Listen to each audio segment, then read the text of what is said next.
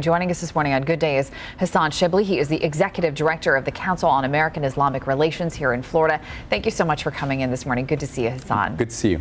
All right, so let's talk first about that last thing that Luann mentioned there about whether or not you believe that these attacks were coordinated for the 9/11 anniversary, and really the movie didn't have a lot to do with it. Well, it's really too early to tell who's behind the attacks and their motivation. It could have been pro-Gaddafi forces. It could have been some fundamentalists. It could have been some security services there trying to disturb the peace and the progress that we've made in the Middle East over the past 2 years. But regardless of who's behind it and regardless of what their motivation is, these acts are disgusting and unacceptable, and we condemn them to the fullest extent.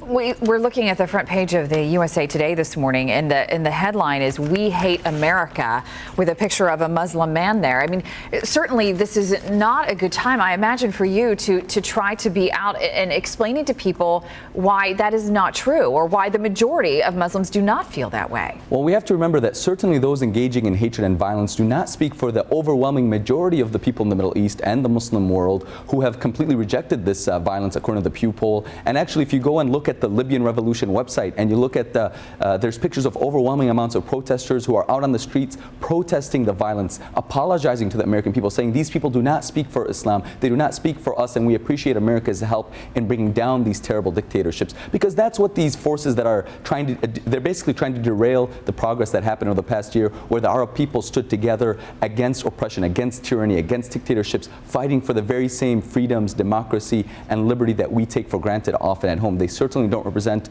those engaging in violence certainly don't represent the Arab people or the Muslim people any more than Andras Breivik represented Christianity when he went and he killed over 80 children in the name of protecting Western identity.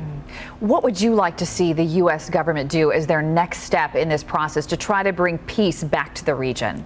Well, the most important thing is that we don't let the terrorists win by allowing them to derail us, by allowing them to change our policy in a way that will undermine the Arab people's quest to have freedom, democracy, and liberty. And that's what they want. So let's not give in to them, and let's bring those responsible to justice and work with the overwhelming majority of the people in the Middle East and the Muslim world who are with us and support us and are grateful for our help, and help the others that are in need. I mean, right now, people in Syria are being killed trying to get that freedom. The people in the Middle East need our help. Let's not turn our backs on them now because of the acts of a few criminal extremists who are trying to destroy the relationship between the Middle East and the Western world. All right. Hassan Shibli from the Council for American-Islamic Relations. Their website is CAIR Florida, CAIR spelled C-A-I-R, cairflorida.org. Good to see you. Thanks for coming in. Thank you.